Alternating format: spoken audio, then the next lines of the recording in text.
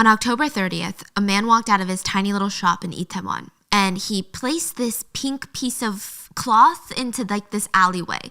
He brings out this tray of food. He lights 2 candles, and this elderly man, he gets on his knees in front of the food and he starts sobbing. Police immediately approach him, and this alleyway is supposed to be closed off. They had it taped up. Nobody was allowed through. So what is this man doing?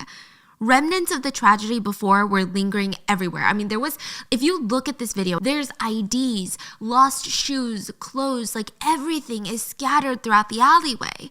And the officer tells the old man, the police officer, you can't do this. Like, you gotta go. Grab your stuff. Come on, let's go.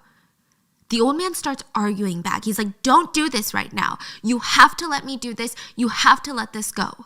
The officer tells him, just take your food. We gotta go. And he screams, no, you leave that right there.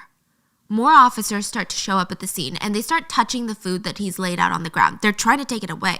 The man breaks down and he yells at them, don't you even dare touch the food.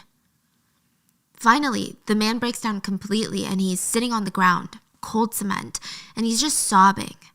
The officer sits down with him and both of them start crying, and he's like stroking the old man's back, trying to console him. The old man had screamed at them, the children need to have one last meal. One last meal, so don't touch it. Don't you dare touch it. 신랑의 끝에 상인도 경찰도 울음을 터뜨립니다. 이 어이없는 비극을 우리 사회는 언제까지 되풀이해야 할까요? He owns a shop in this alleyway.